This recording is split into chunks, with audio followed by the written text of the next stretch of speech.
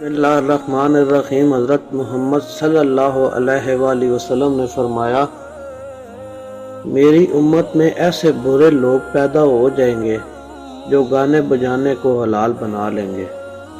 حضرت محمد صلی اللہ علیہ وآلہ وسلم نے ارشاد فرمایا، جو جنت میں جائے گا نعمتیں پائے گا اور خوش رہے گا، کبھی غمگین نہ ہوگا، نہ اس کے کپڑے پرانے ہوں گے، نہ جوانی ختم ہوگی۔ حضرت محمد صلی اللہ علیہ وآلہ وسلم نے ارشاد فرمایا، بے شک قیامت کے روز انسان کے پاس اس کا کھلا ہوا نامہ اعمال لایا جائے گا۔ وہ کہے گا، میں نے جو فلاں فلاں نیکیاں کی تھی وہ کہاں گئیں؟ کہا جائے گا، تو نے جو غیبتیں کی تھی اس وجہ سے مٹا دی گئی ہیں۔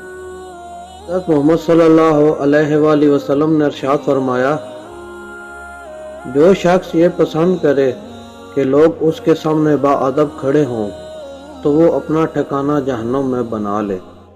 محمد صلی اللہ علیہ وآلہ وسلم نے فرمایا، دجال بائیں آنکھ سے کانا ہوگا، اس کے جسم پر بال گنے ہوں گے، اس کے ساتھ اس کی جنت اور اس کی آگ ہوگی، اس کی آگ جنت ہوگی اور اس کی جنت حقیقت میں آگ ہوگی۔